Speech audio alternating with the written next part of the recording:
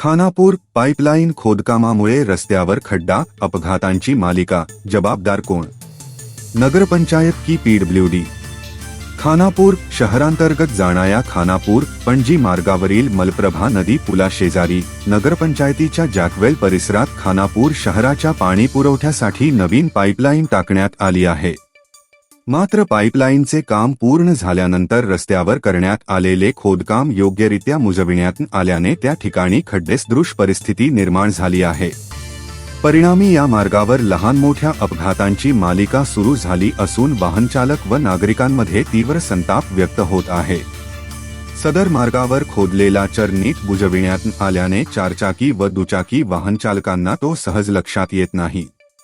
अचानक समोर आलेल्या या खड्ड्यामुळे वाहनांचे संतुलन बिघडून अनेक जण किरकोळ जखमी झाले आहेत. विशेषतः रात्रीच्या वेळी किंवा पावसाळ्यात हा धोका अधिक वाढत असल्याचे वाहनचालकांचे म्हणणे आहे.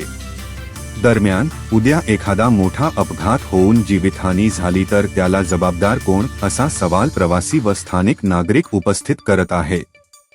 नगरपंचायत तसेच सार्वजनिक बांधकाम विभागाच्या अधिकाऱ्यांनी तातडीने याकडे लक्ष देऊन खोदकाम केलेला चर व्यवस्थित भरून रस्ता पूर्ववत करावा, अशी मागणी जोर धरत आहे.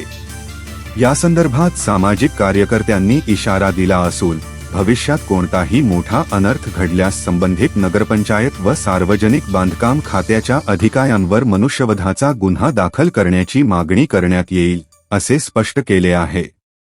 अपघात टाळण्यासाठी तातडीने दुरुस्तीची कामे हाती घेण्याची अपेक्षा नागरिकांकडून व्यक्त होत आहे.